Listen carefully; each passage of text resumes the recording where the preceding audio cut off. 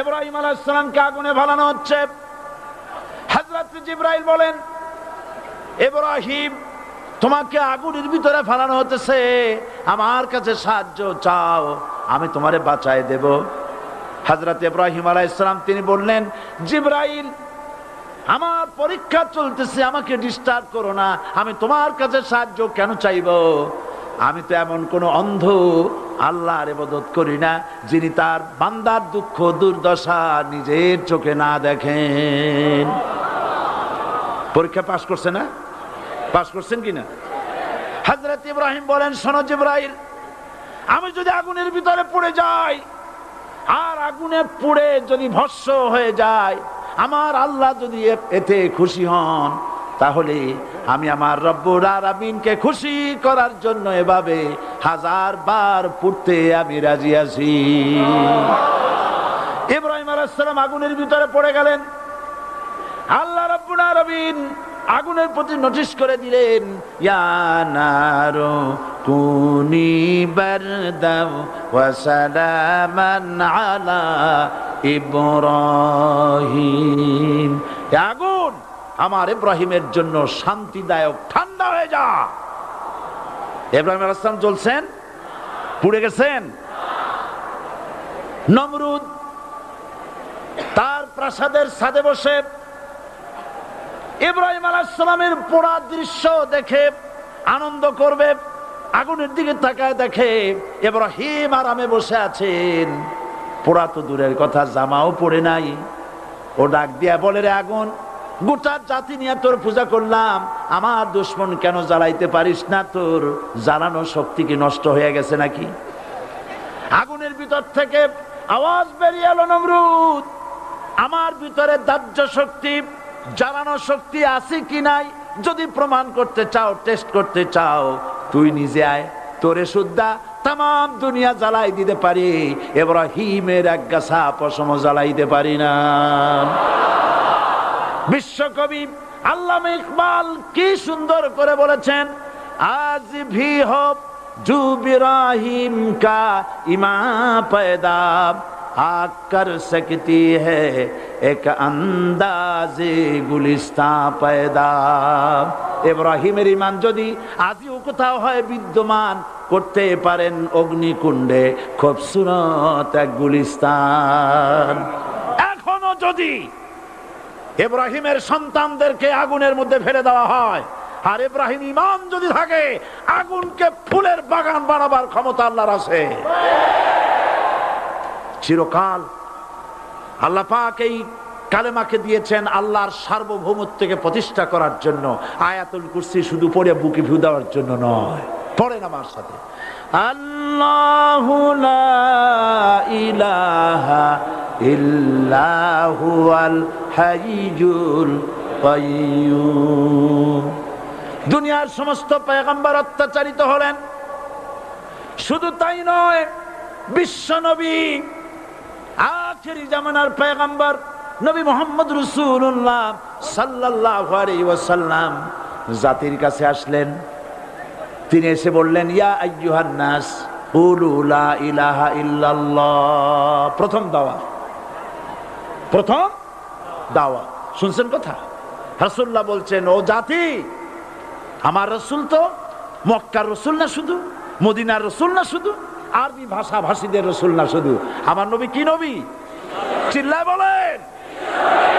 তাই তিনি বলেছেন, ও বিশ্বের মানবতা, বিশ্বের মানব গোষ্ঠী, যদি মুক্তি পেতে চাও, নাজাত পেতে চাও, উচ্চারণ করো, বিশ্বাস করো, আমল করো, বলো লা ইলাহা ইল্লাল্লাহ। জোরে পড়েন, লা ইলাহা ইল্লাল্লাহ, লা ইলাহা ইল্লাল্লাহু মুহাম্মাদুর রাসূলুল্লাহ। আবু জাহেল বুঝছিল কলেমার অর্থ? কথা বলেন না কেন? আবু জাহেল বুঝছিল? উতবা, সাইবা, মুগিরার গোষ্ঠীরা বুঝছিল? বুঝেছে। তারপরে তারা চিন্তা করলো যে সর্বনাশ তো করছে, লা ইলাহা, কোন ইলাহা নাই, আইনদাতা নাই, বিধানদাতা নাই, তাহলে আমরা কি ঘরে বসে বসে কি করব? উনি নতুন একজন ইলা নিয়ে আসছে, আল্লাহ ছাড়া কোন ইলা নাই, তাহলে আমাদের কাজটা কি? প্রথমে তারা চেষ্টা করলো যে একটু দেখি নরম নরম ভাবে হয় নাকি। চলে গেল আবু তালেবের কাছে, আসে না দিছে, বললো আবু তালেব তুমি তো কুরাইশদের নেতা, তোমার ভাইয়ের ছেলে কয়টাই কি? কি আশ্চর্যজনক কথা, লা ইলাহা ইল্লাল্লাহ, আল্লাহ ছাড়া কোন ইলাহ নাই, তা আমরা করব কি? তোমার ভাতিজাকে বুঝাও লা ইলাহা ইল্লাল্লাহর দাওয়াত বন্ধ করে দিক, এর বিনিময়ে টাকা লাগে টাকা দেব, সোনা লাগে সোনা দেব, যত সুন্দরী মেয়ে চায় তাও দেব, নেতৃত্ব চায় তাও দেব, তবু যেন কালেমার দাওয়াত না দেয়। আসিনেকা হাদিসে আছে কিনা? নবীজি যখন বাড়ি ফিরলেন, চাচা আবু তালেব নিজের কলিজার টুকরা সন্তান হযরত জাফর আলীর চাইতে তিনি ভালোবাসতেন কলিজার মতো করে মুহাম্মদ সাল্লাল্লাহু আলাইহি সাল্লামকে। বলছে বাবা এমন কথা কেন বলো যাতে লোকেরা খেপে যায়, এই কথাগুলি বলো না, ওরা আমার কাছে এই সব প্রস্তাব দিয়ে গিয়েছে। রাসূলুল্লাহ প্রস্তাব শুনে এগ্রি করলেন? জি। আমার নবী বলেন ও আমার চাচা আবু তালেব প্রস্তাবকারীদেরকে শুনিয়ে দিন। হুজুরের সাথে তখন অনেক লোকজন নাকি, অনেক অস্ত্রপাতি, কিচ্ছু নাই, আল্লাহর শক্তি ছাড়া কিছুই না। আমার নবী বলেন ও আমার চাচা আবু তালেব প্রস্তাবকারীদেরকে শুনিয়ে দেন, যেটা দেওয়া সম্ভব সেটা তো দূরের কথা, যেটা দেওয়া সম্ভব নয় তাও যদি তারা দিতে পারে আমারে, যেমন আকাশের সূর্যটা ধরে এনে ওরা যদি আমার ডান হাতে তুলে দেয়, আকাশের পূর্ণিমার চাঁদটা ধরে যদি বাম হাতে আমার তুলে দেয়, এর বিনিময়ে এক মুহূর্তের জন্য তাওহীদের দাওয়াত আমি বন্ধ করে দেব না। সুবহানাল্লাহ।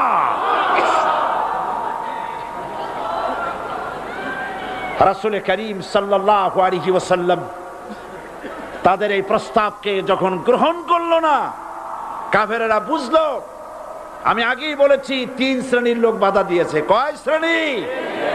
প্রথম শ্রেণী কি?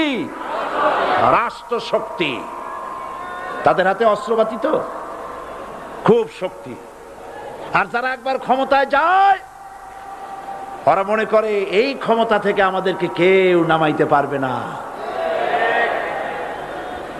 বিংশ শতকের শ্রেষ্ঠ মুজাদ্দিদ আল্লামা সৈয়দ আবুদুল্লাহ মওদুদী রাহমাতুল্লাহ আলাইহি তিনি এক জায়গায় লিখেছেন, স্বৈরাচারীরা তার পতনের সমস্ত ছিদ্র বন্ধ করে, কিন্তু একটা ছিদ্র বন্ধ করতে পারে না, মনের ভুলে সে ছিদ্রটা থেকেই যায়, যেই ছিদ্র দিয়ে আসলে তার পতনটা হবে। ক্ষমতায় গিয়ে মনে করে চিরকাল ক্ষমতায় থাকবো। ভারতের প্রধানমন্ত্রী পণ্ডিত জওয়াহরলাল নেহেরু রাঁচি পাগলাগারদে গিয়েছেন, মেন্টাল হসপিটাল। পাগলেরা নেহেরুকে দেখে আশ্চর্য হয়ে গেছে, এত সুন্দর মানুষ, মাথায় কিস্তি টুপি, গায়ে শেরওয়ানি, মুসলমানি ড্রেসই আলাদা, যদিও তিনি হিন্দু ছিলেন, পরেছেন মুসলমানি ড্রেস। শেরওয়ানি কাদের পোশাক? কাদের পোশাক? হাতে ছড়ি নিয়ে হাঁটা, স্টাইল করে, সুন্দর পাজামা, সুন্দর টুপি, সুন্দর সাজসজ্জা করে, মুসলমানদের ড্রেস। এই ড্রেস পরে তিনি গিয়েছেন, সবসময় যে ড্রেস তিনি পরতেন। পাগলেরা জিজ্ঞেস করছে তুমি কে গো?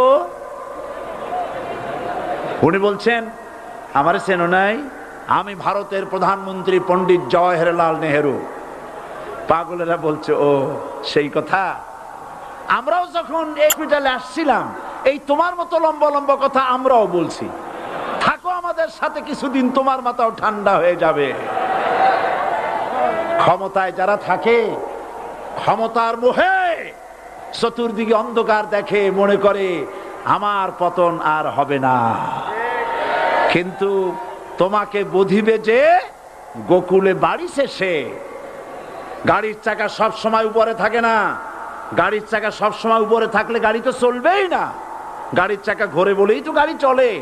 সুতরাং এই উপরে তোমার চাকা উপরে এখন আছে বলে, তোমার দলের চাকা উপরে আছে বলে যারা মানুষের উপরে জুলুম করছো, আলেমদেরকে ধরতেছো, মুসল্লিদেরকে ধরে ধরে জেলে ঢুকাচ্ছ, সময় আসবে এমন ইন্দুরের গর্ত অপমানা পালাবার জন্য।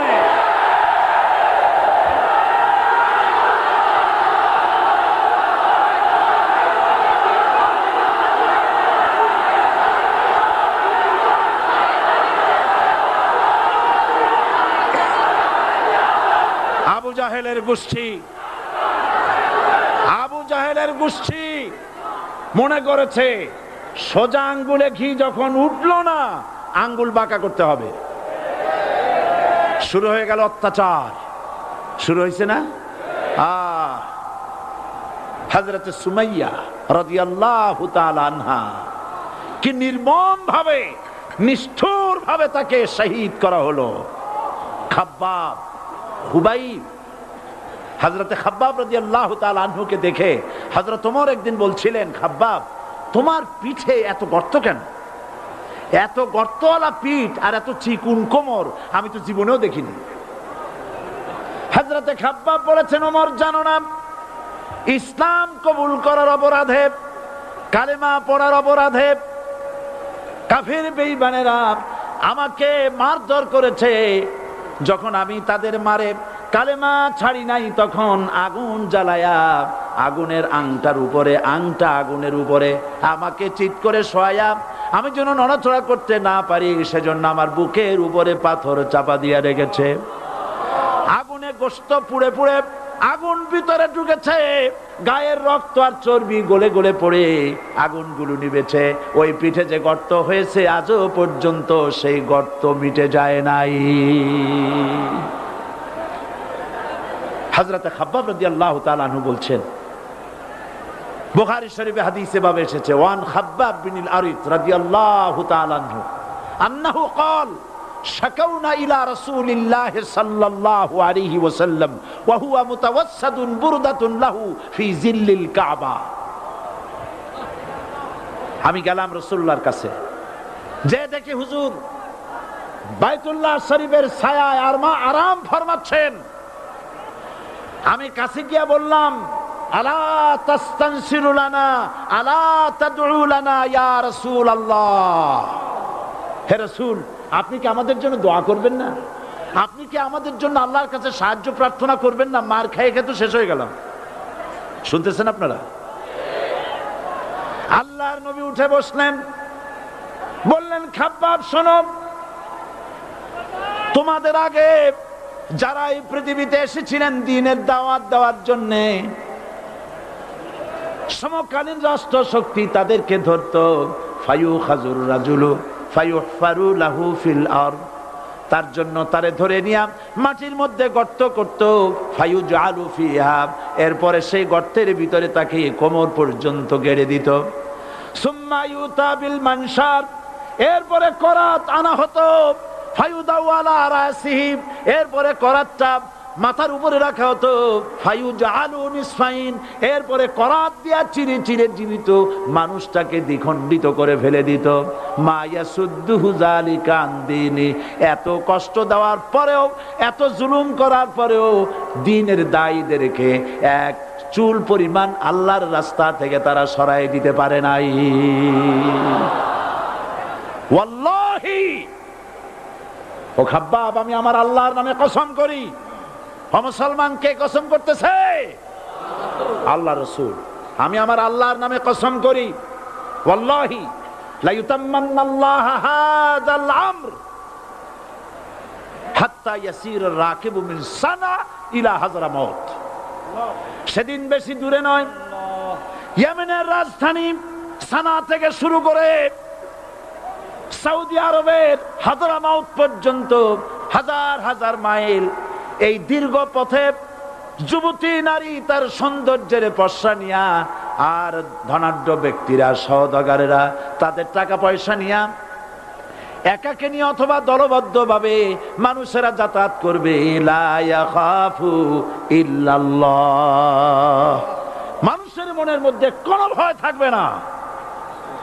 এমন একটা সময় আসবে, ওয়ালাকিন্নাকুম তাস্তাজিলুন, অথচ তোমরা বড্ড তাড়াহুড়ো করছো। তাড়াহুড়ো করো না, অপেক্ষা করো, ধৈর্য ধরো, মার খাও, জেলে যাও, শহীদ হও, আল্লাহর রাজ কায়েম হবেই হবে।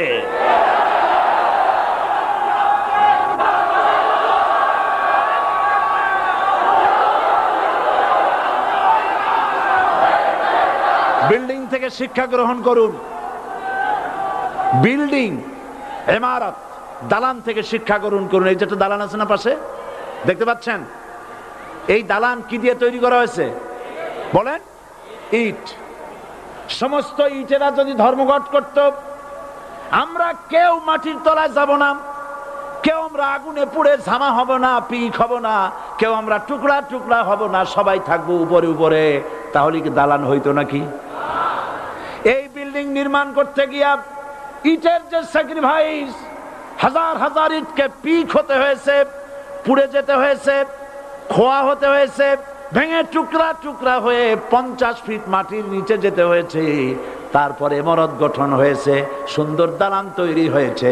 যারা ইসলামী শাসন চান, আল্লাহর দ্বীনকে বিজয়ী দেখতে চান, তাদেরকে অসংখ্য মানুষকে পোড়া ইটের মতো জেলখানায় পুড়ে পুড়ে মরতে হবে, অসংখ্য মানুষকে ফাঁসির কাস্টে ঝুলতে হবে, গায়ের রক্ত দিতে হবে, শহীদ হতে হবে, তারপরে ইসলামের ইমারতটা কায়েম হয়ে যাবে।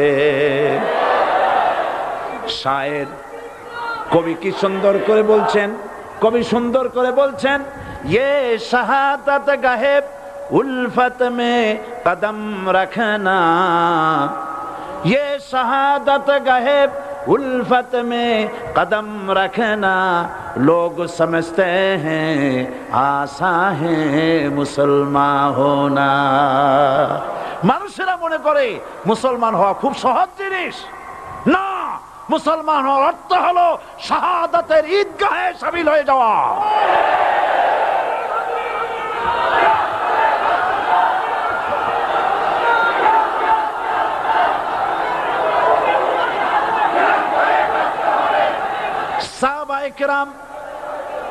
সাহাবায়ে কেরাম মার খেলেন, এবার স্বয়ং আল্লাহর নবীর গায়ে হাত তুলল। আবু জাহেল এসে হুজুরকে মারলেন, গলায় চাদর দিয়া এমন জোরে টান মেরেছে, রাসূলুল্লাহ পড়ে গিয়েছেন। হাদিসে এসেছে হুজুরের চোখ মোবারক ঠিকরে পড়ে যেতেছে, চেহারা মোবারক লাল হয়ে গিয়েছে, জমিনের উপর আছাড় মেরে ফেলেছে। রাসূলের এই অবস্থা দেখে হযরতে হামজা তখনও কাফের ছিলেন, শিকার থেকে এসে তিনি এই দৃশ্য দেখলেন, দাসীর মুখে শুনলেন, ছুটে চলে গেলেন আবু জাহেলের বাড়িতে। যায় বলে, আবু জাহেল রে, তুই মুহাম্মদ সাল্লাল্লাহু আলাইহি ওয়াসাল্লাম মেরেছিস, বল কেন মারলি? এমন ভালো মানুষ তো জীবনে চোখে দেখি নাই, যিনি কোনো মিথ্যা কথা বলেন না, ভালো ভালো কথা বলেন, এক আল্লাহর গোলামি করার জন্য বলেন। এই সব ভালো কথা বলার জন্যই তুই তারে মারলি নাকি?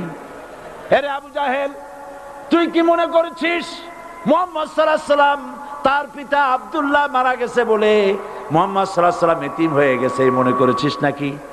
জেনে রাখ, মুহাম্মদ সাল্লাল্লাহু আলাইহি ওয়াসাল্লামের পিতা আব্দুল্লাহ মারা গেছে, কিন্তু চাচা হামজা তো মরে যায় নাই। হাতের ধনুক দিয়া এমন জোরে আঘাত মারলেন, আবু জাহেলের মাথা ফেটে রক্ত ফিনকি দিয়ে বেরিয়ে এলো।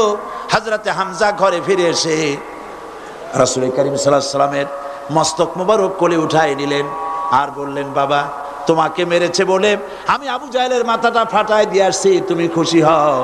হুজুর বলছেন, চাচা, কার মাথা ফাটাইছো এইটা বলে আমারে খুশি করতে পারবা না। হযরতে হামজা বলেন, তুমি কি হলে খুশি হবে?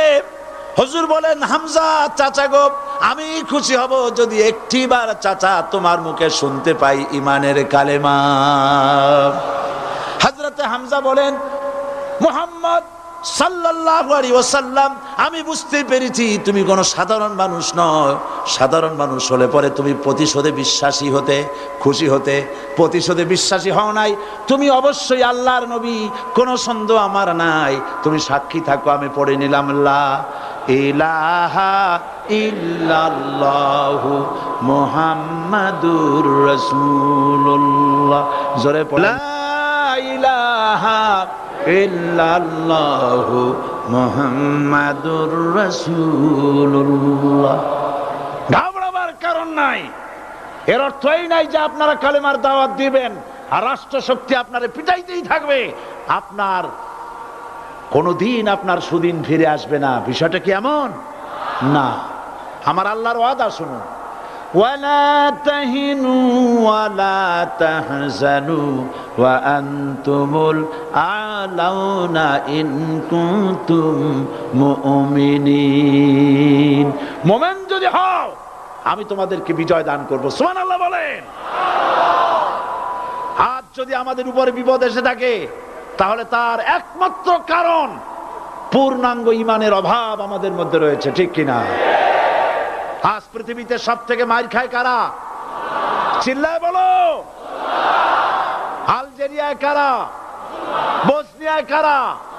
চেচনিয়ায় কারা? প্যালেস্টাইনে কারা? আহা, প্যালেস্টাইনের মুসলমানদেরকে মেরে মেরে শেষ করে দিল। দেখছেন ছবিতে না দেখেন না? প্যালেস্টাইনের মুসলমানদের যে কে যখন মারা হচ্ছে, বাংলাদেশের প্রধানমন্ত্রী তখন আমেরিকায় ক্লিনটনের সঙ্গে কথা বলতেছেন। তিনি ক্লিনটনের কাছে তার পিতৃ হত্যার জন্য দায়ী সাজাপ্রাপ্ত 3 জন ব্যক্তিকে ফেরত চাচ্ছিলেন। আমার দৃষ্টিতে এটা কোনো অপরাধ নয়। সন্তান তার পিতার প্রতি আকর্ষণ থাকবেই। আমার আপত্তি সেখানে আপনি প্রধানমন্ত্রী শুধু শেখ পরিবারের প্রধানমন্ত্রী নন, শুধু আওয়ামী লীগের প্রধানমন্ত্রী হওয়া উচিত নয় আপনার। আপনি পৃথিবীর দ্বিতীয় বৃহত্তম বাংলাদেশের 12 কোটি মুসলমানের প্রধানমন্ত্রী। পিতৃ হত্যার আসামি ফেরত চাইলেন, কিন্তু বিল ক্লিনটনের আশ্রয় প্রশ্রয় লালিত পৃথিবীর অসভ্য জাতি সন্ত্রাসী ইহুদিরা প্যালেস্টাইনের মুসলমানদেরকে পাখির মতো গুলি করে হত্যা করছে। আপনি কেন এর জবাব চাইলেন না?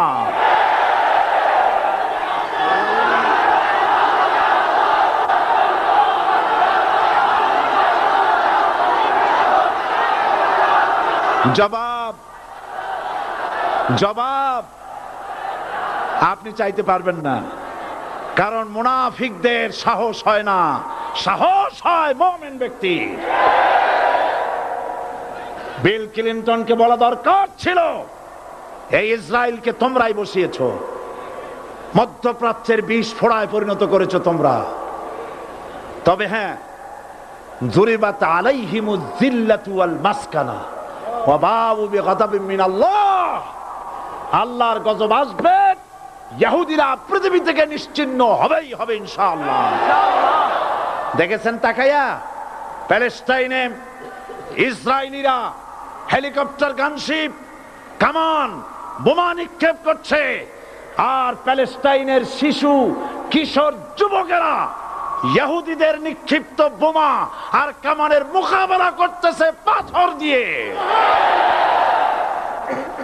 আমি আমার অন্তরের অন্তঃস্থল থেকে ধন্যবাদ জানাই, মোবারকবাদ জানাই খালিদ বিন ওলীদের উত্তরসূরি, খাব্বাব খোবাইবের উত্তরসূরি প্যালেস্টাইনের ওই সব যুবকদেরকে যারা কাফের বেঈমান ইহুদিদের মোকাবেলা করতেছে ইট আর পাথর দিয়ে।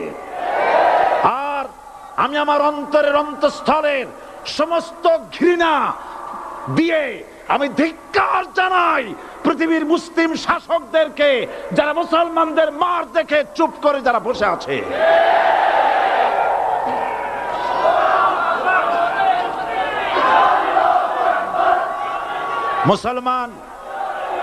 মুসলমান যদি মুসলমানের মতো হয়, 10 জন যথেষ্ট।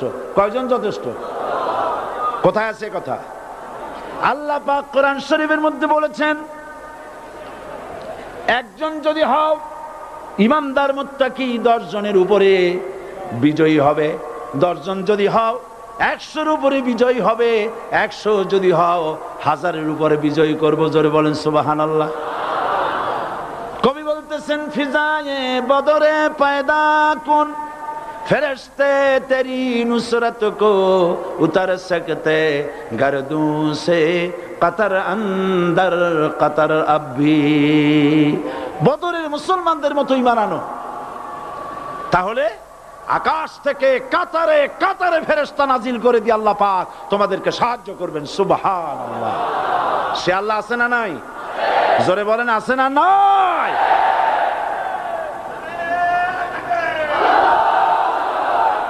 সেই আল্লাহ রাব্বুল আলামিন কোরআনে কারীমের ভিতরে আয়াতুল কুরসির মধ্যে বলে দিয়েছেন আল্লাহু লা ইলাহা ইল্লা হুয়াল হাইয়ুল কাইয়্যুম। প্রাণ খুলে সবাই পড়েন, বসা মানুষ দাঁড়ানো মানুষ। আল্লাহু লা ইলাহা ইল্লা হুয়াল হাইয়ুল কাইয়্যুম। আল্লাহ রাব্বুল আলামিন, তিনি ছাড়া কোনো ইলাহ নাই, তিনি সার্বভৌমত্বের মালিক, কেউ নাই আল্লাহ ছাড়া। এই কথা মানুষকে ঘোষণা করতে হবে। বাধা, এই কথা বললেই বাধা দেবে কয় শ্রেণীর লোক? 3 শ্রেণী। প্রথম শ্রেণী হচ্ছে কে? রাষ্ট্রশক্তি। আজও তারা বাধা দিচ্ছে। আল্লাহর আইন দিয়ে দেশ চালাও, তারা তাদের মন মর্জি মোতাবেক আইন দিয়ে দেশ চালাবে। আল্লাহ পাক বলছেন আলা আলাহুল খালকু ওয়াল আমরু, সৃষ্টি যার, আইন চলবে তার। কারো বাবার আইন চলতে পারে না, নিজেদের তৈরি করা আইন চলবে না। ইনিল হুকমু ইল্লা লিল্লাহ, একমাত্র আইন চলবে কার? এই আইন রাসূল করিম সাল্লাল্লাহু আলাইহি ওয়াসাল্লাম মদিনায় কোরআন দিয়ে প্রতিষ্ঠিত করেছিলেন। আল্লাহর বিধান, আল্লাহর সার্বভৌমত্ব কায়েম করেছিলেন। কোরআন সংবিধান হলো, চুরি বন্ধ হলো, ডাকাতি বন্ধ হলো, জেনা বন্ধ হলো, হত্যা বন্ধ হলো, ধর্ষণ বন্ধ হলো, সব কিছু বন্ধ হয়ে গিয়ে মুসলমানেরা শান্তি লাভ করলো, পৃথিবীর মানুষ শান্তি লাভ করলো। সুবহানাল্লাহ বিহামদিহি। আজ মুসলমানেরা শত্রু চেনে না, বন্ধু চেনে না। বন্ধুকে বানায়েছে শত্রু, শত্রুকে বানায়েছে বন্ধু। কে বন্ধু কে শত্রু চিনাই দিবেন কে? আল্লাহ। বলেন কে দিবেন? আল্লাহ রাব্বুল আলামিন কোরআনে কারীমের মধ্যে পরিষ্কার করে বলেছেন লাতাজিদান্না শাদ্দান নাসি আদাওয়াতান লিল্লাযীনা আমানুল ইয়াহুদা ওয়াল্লাযীনা আশরাকু। আল্লাহ পাক বলছেন, হে রাসূল, মানুষের ভিতরে 2টা শ্রেণী মুমিনদের জন্য সব থেকে জঘন্য দুশমন। কয়টা শ্রেণী? 2টা। একটা হলো ইহুদ, আর একটা হলো মুশরিক। একটা হলো ইহুদি, আর একটা হলো মুশরিক। এটা হলো তোমাদের দুশমন। আর আজ আমাদের দেশে, পৃথিবীর বিভিন্ন দেশে মুসলমানেরা মুশরিকদের সঙ্গে সম্প্রীতি বাড়াচ্ছে, মুসলমানদের সাথে শত্রুতা বাড়াচ্ছে। আজ আমার দেশে পূজা পার্বণে বাধা নাই। পূজা পার্বণে বাধা আছে? পূজা পার্বণে বাধা নাই। বাধা কোথায়? কোরআন শরীফের তাফসীর মাহফিলে। কোরআনের তাফসীরের মাহফিলে বাধা দেওয়া হচ্ছে। গান বাজনায় 144 ধারা নাই, কিন্তু কোরআন শরীফের মাহফিলে 144 ধারা দেওয়া হচ্ছে। যারা দিচ্ছে তারা আবার ওমরাও করে, হজও করে। ওরা আমাদের বলে আমরা নাকি ধর্মের নামে রাজনীতি করি। বলে না? আমরা নাকি ধর্মের নামে রাজনীতি করি। আমি বলি ধর্মের নামে আমরা রাজনীতি করি না, আমরা ধর্মীয় রাজনীতি করি। কথাটা বুঝে আসছে কিনা? ধর্মের নামে রাজনীতি তো সেই ব্যক্তি করে 1996 সনের নির্বাচনের আগে যিনি মাথায় পট্টি বেঁধেছিলেন, যিনি শপথ গ্রহণের সময় হাতে তসবিহ পরেছিলেন। ধর্মের নামে রাজনীতি তিনি করেছেন। আজ অনেকগুলি ডিগ্রি পেয়েছেন তিনি, অনেকগুলি ডিগ্রি পেয়েছেন। কয়টা? মুখস্থ হয়ে গেছে আপনাদের। শকুনেরা, শকুন যদি গরুর গোশত কিনে খাওয়া লাগতো, 80 টাকা কেজি দরে শকুনে এত গোশত কিনে খাইতে পারতো না। লেখাপড়া করে যদি ডিগ্রি নেওয়া লাগতো, এত ডিগ্রি কপালে জুটতো না। পয়সা দিয়া ম্যানেজ করা ডিগ্রি, কিন্তু 9টা নিলে কি হবে? আসল ডিগ্রিটা এখনো বাকি আছে। আসল ডিগ্রি কোনটা? নির্বাচনের আগে পট্টি বেঁধে তসবিহ নিয়ে গোটা জাতিকে যে সফলভাবে প্রতারণা করতে আপনি পেরেছিলেন, মহা প্রতারক হিসেবে সেই ডিগ্রি আগামী নির্বাচনের মোক্ষম সময় জনগণ আপনার গলায় পরায় দেবে।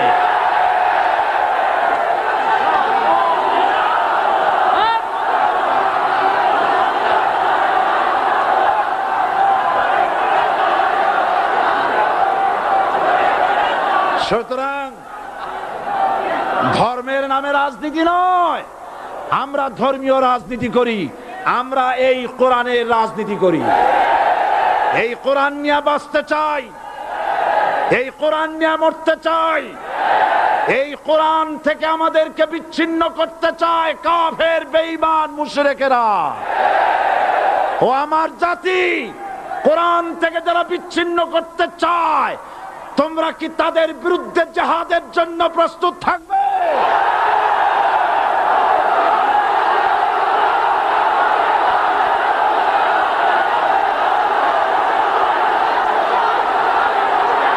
বসেন, বসেন, বসেন, বসেন, বসেন। আমি বুঝতে পেরেছি বিষয়টা কি।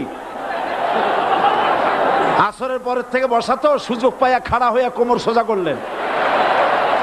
বসেন, সবাই বসেন। কোমর সোজা হয়ে গেছে, বসেন। এত বড় মাহফিল, জীবনে আর একটা পাবো নিশ্চয়তা আছে কি? জোরে বলেন, আছে?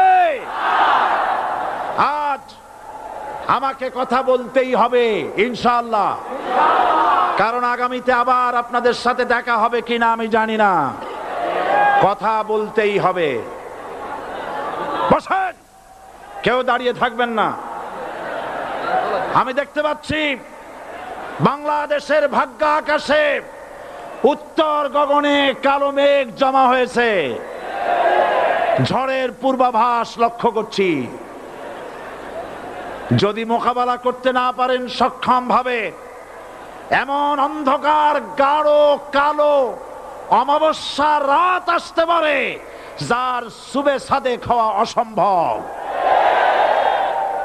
সুতরাং আপনারা কি কাপুরুষের মতো কাফের মুশরিকদের গোলামি করে মরতে চান?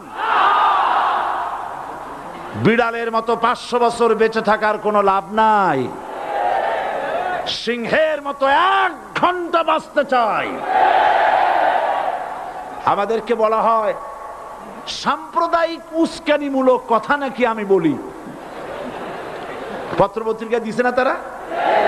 সাম্প্রদায়িক উস্কানি কথা, সাম্প্রদায়িক উস্কানিমূলক কথা বলি। সেই জন্যই বোধহয় শত শত মুসলিম আমাদের কাছে এসে মুসলমান হয়। মানুষে আর বোকা বানানো যাবে না। যাবে কি? আর বোকা বানানো যাবে? তারপর বলছে কি, এরপরে বলছে আমাকে বলছে রাজাকার। শুনে রাখো চট্টগ্রামের লক্ষ লক্ষ জনতা, পার্লামেন্টে যখন আমাকে এই কথা বলা হয়েছিল, আমার পার্লামেন্টের কলিগ জাফরুল্লাহ চৌধুরী সাহেব বসে আছেন এখানে। হ্যাঁ, জাফরুল ইসলাম চৌধুরী বসে আছেন পাশে। প্রধানমন্ত্রী সুদ্ধা, অন্তত 3 শতাধিক পার্লামেন্টের সম্মানিত সদস্যরা সেদিন বসা। 1997 সনের বাজেট বক্তৃতা যখন আমি করতেছিলাম, ডক্টর কুদরতে খোদা, নাম রাখছে কুদরতে খোদা, আসলে গজবে খোদা। এই লোকটি নাস্তিক, ইসলামের চূড়ান্ত দুশমন। তার প্রণীত শিক্ষা ব্যবস্থার যখন সমালোচনা করছিলাম, ট্রেজারি বেঞ্চ থেকে আমাকে বলা হলো রাজাকার। আমি আমার সমস্ত শক্তি একত্রিত করে বলেছিলাম শুধুমাত্র হিন্দুস্তানের রাজাকারেরাই আমাকে রাজাকার বলতে পারে। আমি বলেছিলাম 1973 সন পর্যন্ত আমি বাংলাদেশের কোন রাজনৈতিক দলের নেতা এবং কর্মী ছিলাম না। আমি রাজাকার নই।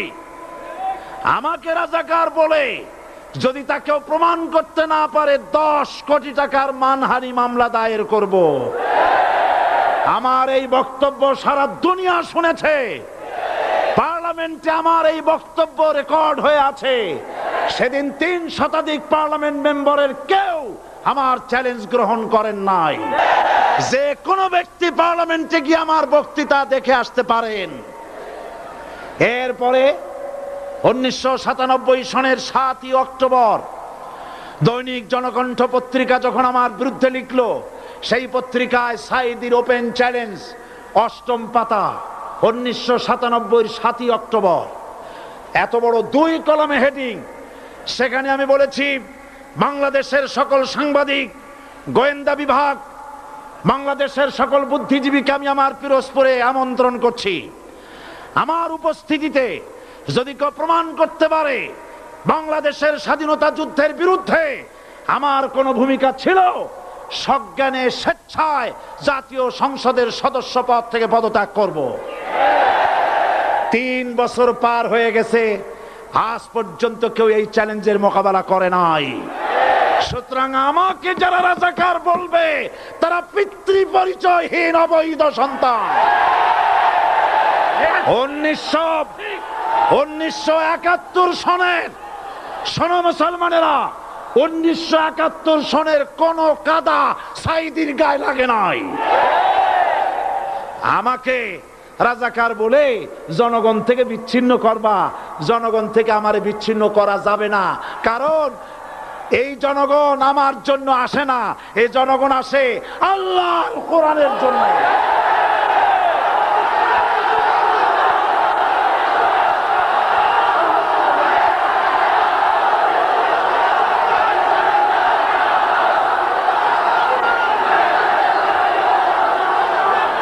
আজকে আর যারা ইসলামের কথা বলে, তারাই রাজাকার, তারাই মৌলবাদী। মৌলবাদী বললে আমরা অসন্তুষ্ট হই না, কারণ মৌলবাদী শব্দটা আসছে মূল থেকে। মৌল শব্দ এসেছে মূল থেকে।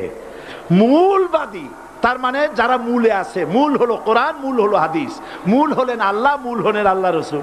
আমরা আছি মূলে। এখন বলেন তো, মূলের শক্তি বেশি না আগার শক্তি বেশি? আমাদের যারা মৌলবাদী বলে ওরা হলো আগাবাদী। মূলে আছে কত কোটি? 12 কোটি। মূলে আছে কত কোটি?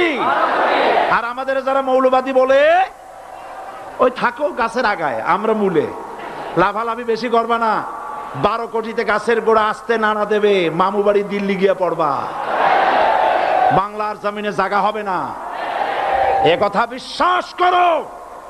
বাংলাদেশের মুসলমানদের শরীরে 1 বিন্দু রক্ত থাকতে শয়তানের তৈরি করা ধর্ম নিরপেক্ষ মতবাদ বাংলার জমিনে কায়েম হতে দেওয়া হবে না, হবে না।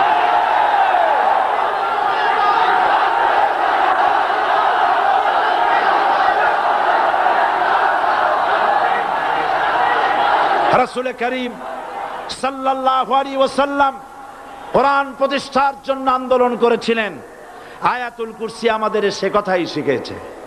আল্লাহ রাব্বুল আলামিন বলেন, আল্লাহু লা ইলাহা ইল্লা হুয়াল হাইয়ুল কাইয়ুম। প্রাণ খুলে পড়েন, আল্লাহু লা ইলাহা ইল্লা হুয়াল হাইয়ুল কাইয়ুম। আল্লাহ হচ্ছেন তিনি, যিনি ছাড়া কোনো ইলাহ নাই, আইনদাতা নাই, বিধানদাতা নাই। আমরা মানুষের তৈরি করা আইন মানি না। 12 কোটি মুসলমানের দেশে আইন তৈরি করবে মানুষ, আমরা মানব না। পার্লামেন্টে তৈরি হতে হবে কোরআন দিয়ে, পার্লামেন্টে আইন তৈরি হতে হবে কোরআন দিয়ে। সুতরাং ভয় যতই পান আর যতই ষড়যন্ত্র করেন, 4 দল যখন একত্রিত হয়েছে, ঐক্যবদ্ধ থাকবে, সরকার ঐক্যবদ্ধভাবে গঠন হবে, নির্বাচন ঐক্যবদ্ধভাবে হবে এবং কোরআন হবে, আল কোরআনের পার্লামেন্ট হবে বাংলাদেশে।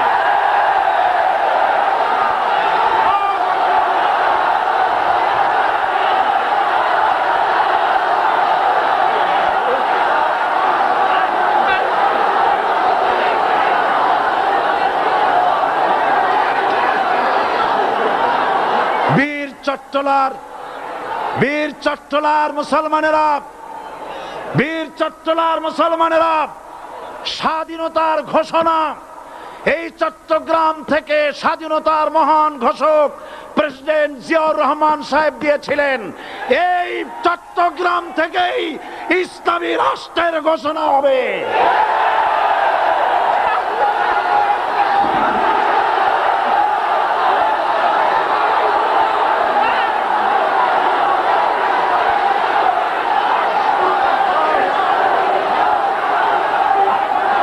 আশাবাদী আপনারা অবশ্যই তা পারবেন। আমি 100% বিশ্বাস করি ইনশাআল্লাহ। কারণ যে ষড়যন্ত্রের মোকাবেলা করে স্থানীয় রাজনৈতিক দলের নেতৃবৃন্দ কোরআনের মাহফিল সিনায় এনেছেন, আমি প্রথম দিনই বলেছি চট্টগ্রাম তাফসিরুল কোরআন মাহফিল কোন রাজনৈতিক দলের প্রতিনিধিত্ব করে না। এটা কোন জামাত শিবিরের একক সম্পদ নয়, এটা চট্টগ্রামের মুসলমানদের কলিজার টুকরা তাফসিরের মাহফিল। সুতরাং এই মাহফিল চট্টগ্রামে থাকবে ইনশাআল্লাহ কিয়ামত পর্যন্ত।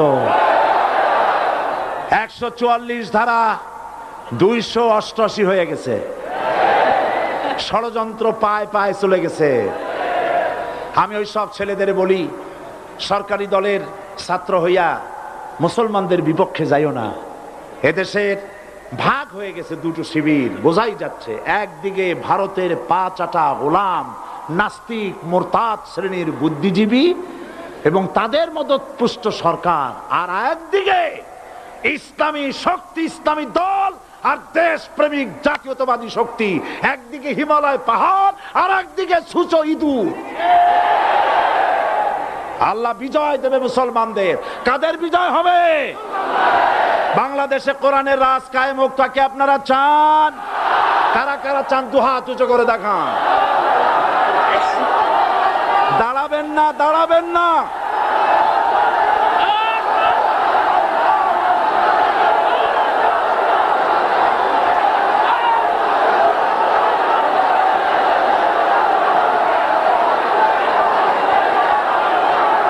বসুন, বসুন, আবার বসেন, বসুন। জোরে সরে জিকির করেন লা ইলাহা ইল্লাল্লাহ, আরো জোরে লা ইলাহা ইল্লাল্লাহ, লা ইলাহা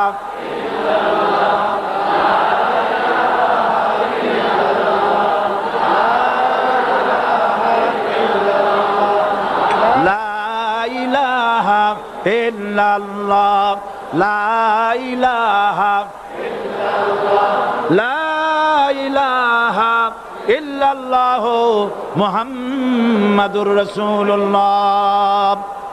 যারা যেখানে দাঁড়িয়েছেন বসুন। 3 শ্রেণীর লোকেরা আল্লাহর কালেমায় বাধা দিয়েছে। কয় শ্রেণী? একটা হলো রাষ্ট্রশক্তি, 2 নম্বরে মনে আছে ধনাঢ্য পুঁজিপতির গোষ্ঠী, ওরাও বাধা দিয়েছে। কারণ ইসলামকে বলা হয় পুঁজিবাদের আশ্রয়স্থল। নাউজুবিল্লাহ। সর্বপ্রথম ইসলাম কবুল করেছে কারা? ধনীরা না গরিবরা? কারা? গরিবেরা। সুতরাং ধনাঢ্য ব্যক্তিরা মনে করলো যে আমাদের তো সর্বনাশ হয়ে যাবে, আমরা দাস দাসী ধরে রাখতে পারবো না, আমরা মানুষকে শোষণ করতে পারবো না, যে নতুন কলেমার দাওয়াত আসছে। সুতরাং সরকারের হাতকে তারা পয়সা দিয়া শক্ত করেছে আর বলেছে যত টাকা লাগে এই লোকগুলারে ঠ্যাঙ্গান। আজও আছে কিনা? তা আছে কিনা? 3 নম্বরে বাধা দিয়েছে ধর্মের নামের এক শ্রেণীর কায়েমি স্বার্থবাদী শক্তি, যার সম্পর্কে সূরা তাওবায় আল্লাহ পাক বলেছেন ইন্না কাসীরাম মিনাল আহবারি ওয়ার রুহবান লা ইয়াকুলুনা আমওয়ালান নাস বিল বাতিল ওয়া ইয়াসুদ্দুনা আন সাবিলিল্লাহ। ইহুদি আহলে কিতাবদের মধ্যে এক শ্রেণীর বুজুর্গ ধরনের লোক, দরবেশ জাতীয় লোক, যারা নাকি মানুষের সম্পদকে বাতিল পন্থায় ভক্ষণ করে, ওয়াসুদ্দুনা আন সাবিলিল্লাহ, এবং আল্লাহর রাস্তায় চলার জন্য মানুষকে বাধা প্রদান করে।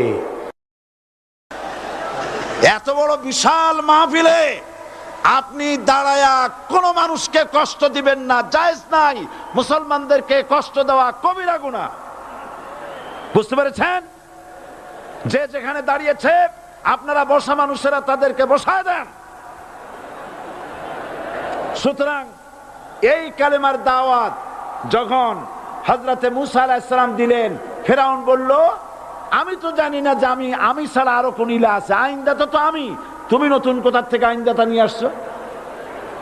ফেরাউন বলছে, দেখো আমারে বাদ দিয়া যদি অন্য কাউকে ইলাহ বলে তুমি মানো আর সেই শিক্ষা যদি যে জাতিকে দাও, তাহলে আমি তোমাকে ধরে লাআজআলান্নাকা মিনাল মাসজুনিন, আমি তোমাকে কারারুদ্ধ করব, আমি তোমাকে জেলখানায় ঢুকিয়ে দেব।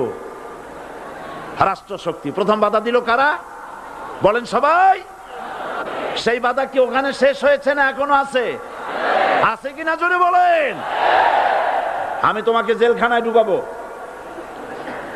হযরত মুসা আলাইহিস সালাম বলেন, ফেরাউন রে, জেলের ভয় আমি করি না, আমাকে জেলের ভয় দেখায়া লাভ নাই, আমি আল্লাহ পাকের পয়গম্বর।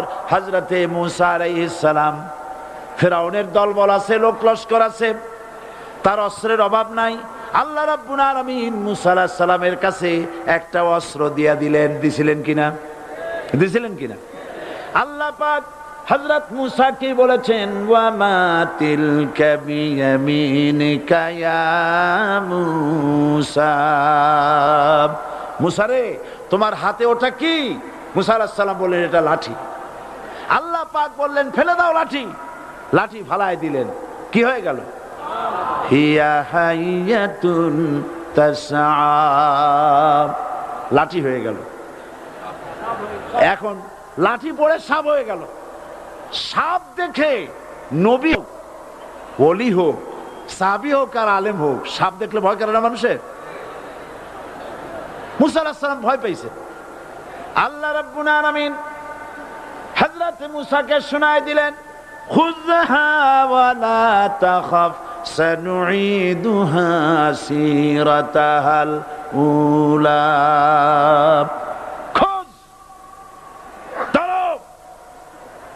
লা তাখাফ, ভয় পেও না। আল্লাহ বলছেন ধরো, ভয় পেও না। ধরার সঙ্গে সঙ্গে স্বাভাবিক অবস্থায় ফিরে আসবে, আবার লাঠি হয়ে যাবে। এখন আল্লাহ বলছেন ধরো। মুসা আলাইহিস সালাম কি ভয় পাওয়া উচিত হবে? উচিত হবে? মুসা আলাইহিস সালাম কি ভয় পাইছিলেন? কারণ হচ্ছে এই দুশমনের শক্তিটা খুব বড়ই দেখা যায়, মনে হয় যেন অনেক বড়, কি জানি কি। আল্লাহ পাক বলছেন, ইন্না কাইদাশ শায়তানে কানা দাঈফা, শয়তানের চক্রান্ত যতই তুমি মনে করো অনেক ষড়যন্ত্রের জাল বিস্তার হয়ে আছে, আল্লাহ কয় কিছুই না, দাঈফা, অত্যন্ত দুর্বল। আল্লাহ পাক বললেন ধরো। মুসা আলাইহিস সালাম সাপ ধরলেন, সঙ্গে সঙ্গে লাঠি হয়ে গেল। ফেরাউন বরদাস্ত করলো না।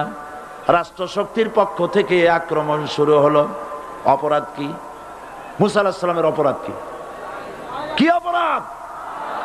মাশাআল্লাহ, বুঝতে পেরেছেন। অপরাধ হচ্ছে তিনি বলেছেন লা ইলাহা, জোরে বলেন লা ইলাহা ইল্লাল্লাহ। এই কালেমাকে আজ আমরা ভিক্ষার বুলি বানাইছি। এটা হলো সার্বভৌমত্বের বুলি, এটা হচ্ছে আল্লাহ পাকের সার্বভৌমত্বের কথা। আজ আমরা মানুষের কাছে আমরা শুনি, মানুষেরা ভিক্ষা চায়, লা ইলাহা ইল্লাল্লাহ, এক মুঠ চাউল দেন, লা ইলাহা ইল্লাল্লাহ 10 খান পাই দেন। এই হচ্ছে কালেমার জিকির। আবার কেউ কেউ জিকির করতেছে লা ইলাহা আস্তে, ইল্লাল্লাহ জোরে, এমন জোরে কলব সাফ করে, কলব তাতে থাকলেও পারে গেলেও পারে। এই কালেমার জার, এর আঘাত পয়গম্বররা মেরেছেন। হযরত মুসা আলাইহিস সালাম যখন বলেছেন লা ইলাহা ইল্লাল্লাহ, এই ধাক্কা ফেরাউন বরদাস্ত করতে পারে নাই। দরিয়ায় নীলের ভিতরে আল্লাহ পাক ডুবাইয়ে শেষ করে দিয়েছেন, দেন নাই? হযরত মুসা আলাইহিস সালাম তার উম্মতেরা দরিয়ার পাশে বসে দ্বীনি কথাবার্তা বলতেছেন। এমন সময় ফেরাউন, তার শত্রু হচ্ছে মুসা আলাইহিস সালাম। শত্রু কেন? মুসা কি ফেরাউনের পাকা ধানে মই দিয়েছে নাকি? বলেন আপনারা। তার হালের গরু পিটায় মারছে নাকি? অপরাধ হলো তিনি আল্লাহর জমিনে আল্লাহর আইন প্রতিষ্ঠার কথা বলেছেন। এই শুধুমাত্র এই অপরাধে ফেরাউন তার দলবল নিয়ে 3 দিক থেকে আক্রমণ করেছে। মুসা আলাইহিস সালামের উম্মতেরা ভয় পেয়ে গেছেন। তারা বলছেন ইন্না লামুদরাকুন, আমরা পাকড়াও হয়ে গেছি, তিন দিকে সাঁড়াশি আক্রমণ, তিন দিকে শত্রু, একদিকে দরিয়া, পালাবার রাস্তা আছে? হযরত মুসা আলাইহিস সালাম ভয় পেয়ে গেলেন, সারেন্ডার করলেন না। হযরত মুসা আলাইহিস সালাম বললেন, কাল্লা, কখনো নয়, ভয় পাওয়ার কোনো কারণ নাই। রব্বি সায়াহদিন, অবশ্যই আমার রব আমার জন্য রাস্তা করে দিবেন। ভয় পাইও না, আমার রব রাস্তা করে দিবেন। আল্লাহ রাব্বুল আলামিন হযরত মুসা আলাইহিস সালামকে অর্ডার করলেন, হাতের লাঠি দিয়া দরিয়ার উপরে আঘাত করো। হযরত মুসা আলাইহিস সালাম দরিয়ার উপর আঘাত করলেন। রাস্তা ছিল দরকার একটার, এক বাড়িতে আল্লাহর হুকুমে লাঠি দিয়ে একটি আঘাত করার সঙ্গে সঙ্গে হযরত মুসার তার সঙ্গী সাথী দরিয়া পার হওয়ার জন্য দরিয়ার মধ্য দিয়ে আল্লাহ 12টা রাস্তা পয়দা করে দিলেন। সে আল্লাহ আছে না নাই?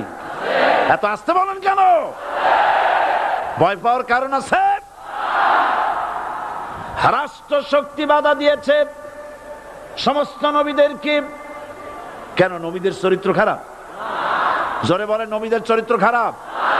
নবীদের চাইতে মাসুম, বেগুনাহ, উন্নত চরিত্রের মানুষ আল্লাহর আকাশের নিচে জমিনের উপরে আর হয় নাই।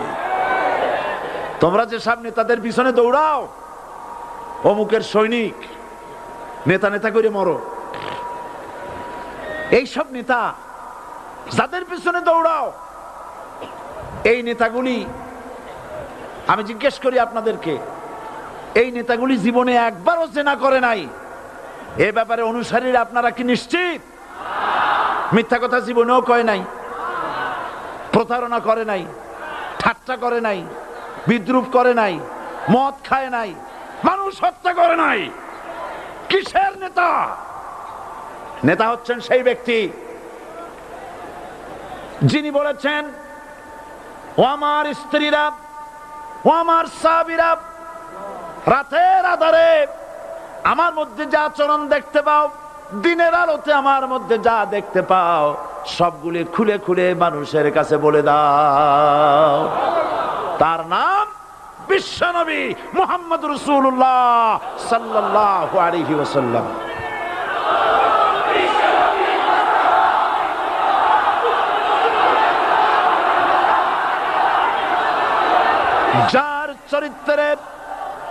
যার চরিত্রের সার্টিফিকেট আল্লাহ রাব্বুল আলামিন নিজে দিচ্ছেন, ওয়া ইন্নাকা লাআলা খুলুকিন আযীম। নবী হে, উন্নত চরিত্রের উপরে আপনি প্রতিষ্ঠিত। সুবহানাল্লাহ। কে সার্টিফিকেট দিচ্ছেন? আযীম, আযীম। আরবিতে চওড়াকে বলা হয় আরিদ, গভীরতাকে বলা হয় আমিক। কত প্রশস্ত, যা মাপার কোনো ফিতা নাই, কত গভীর, যা মাপার কোনো যন্ত্র নাই, এইটাকে আরবিতে বলা হয় আজিম। সুবহানাল্লাহ বলতে ইচ্ছে করে না? ও নবী, তোমার চরিত্র এমন যা মাপার মতো যন্ত্র পৃথিবীতে নাই। এই সার্টিফিকেট দিলেন কে? সমস্ত নবীরাই চরিত্রবান, নবীরা মাসুম, বেগুনাহ। সুবহানাল্লাহ বিহামদিহি। সেই নবীরা মার খান নাই? খেয়েছেন কিনা বলেন? কারা মেরেছে? রাষ্ট্র শক্তি। কারা মেরেছে? কারণ নবীরা বলেছেন, লা ইলাহা ইল্লাল্লাহ। পড়েন সবাই, লা ইলাহা ইল্লাল্লাহ। আপনিও যদি নবীদের মতো, সাহাবীদের মতো বুঝা এই কলেমার দাওয়াত দেন, বাধা আসবেই। বোঝাবুঝির ব্যাপার, বুঝতেই সারলো। কত মাহফিল হয় বাংলাদেশে, হয় না? কোনো বাধা নাই, ঠিক কিনা? কত পূজা হয়, পার্বণ হয়, গান হয়, থিয়েটার হয়, গুনাগার বিবির গান হয়, কত কিছু হয়। কোনো বাধা আছে? তাফসীরের মাহফিলে বাধা। কারণ ওরা বুঝতে পেরেছে এ তাফসীরের মাহফিলে গাজীর গীত হয় না, এ তাফসীরের মাহফিলে আল্লাহর সার্বভৌমত্ব কায়েমের আন্দোলন চলে।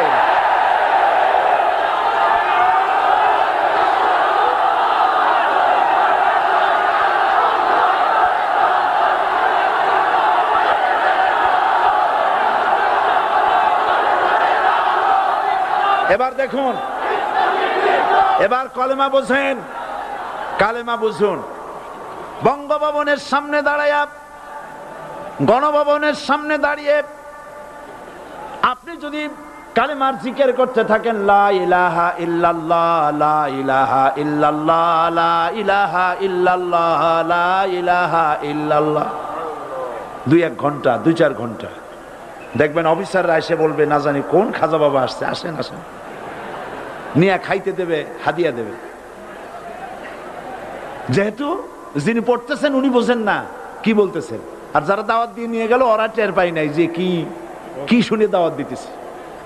কিন্তু আপনি যদি বঙ্গভবন, গণভবন, সেক্রেটারিয়েট আর পার্লামেন্ট এর ভিতরে ঢুকে যদি বলেন, কোন মানুষের তৈরি করা আইন মানি না, কোন সরকারের সার্বভৌমত্ব স্বীকার করি না, কারো বিধান মানি না, কারো তৈরি করা আইনের সামনে মাথা নত করি না, আল্লাহ ছাড়া কারো বিধান মানি না, হাদিয়া আসবে, খাইতে দেবে, পকেটে টাকা দেবে, খাওয়াবে এক জায়গায় নিয়ে, কোন জায়গায়? লাল দালানে। বোঝাবুঝি পয়গম্বরেরা দাওয়াত দিয়েছেন, আয়াতুল কুরসি ফরজ নামাজ পড়িয়া দেখছি অনেকেই জামার বুতাম টুতাম খুলিয়া তারপরে জোরে একটা ফু দেন। অসুবিধা নাই, ফু আপনি দেন, কিন্তু কি পড়ে ফু দিচ্ছেন আপনি কি বুঝছেন কিছু? সুবহানাল্লাহ। বুঝলি কি এই চেহারা হয়? এতগুলো মানুষ লাগে নাকি বিপ্লব করতে, কালেমার রস কায়েম করতে? 313 জন মুসলমান যথেষ্ট পৃথিবীতে।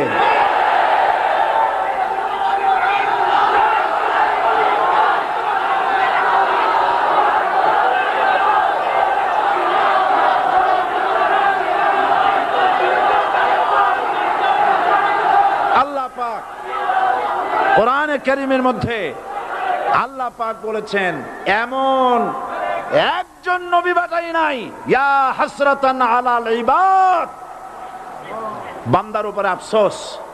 আহারে, কে বলতেছেন? আমার আল্লাহ। বলেন আমার আল্লাহ।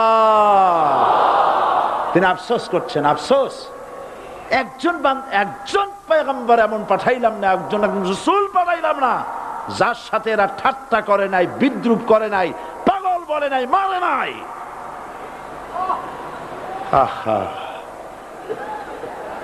অপরাধ কি? আল্লাহর সার্বভৌমত্ব প্রতিষ্ঠার অপরাধ। হযরত ইব্রাহিম আলাইহিস সালাম তিনি যখন এই কালেমার দাওয়াত দিয়েছেন নমরুদের বিরুদ্ধে, নমরুদ বলেছে, মান আসাদ্দু মিন্না কুওয়া, আমার চাইতে শক্তিশালী আর কে আছে? আনা রব্বুকুমুল আলা, আমি তোমাদের বড় প্রভু। নাউজুবিল্লাহ। কই থেকে একটা তুমি বলছো লা ইলাহা ইল্লাল্লাহ, আমি তো ইলাহ।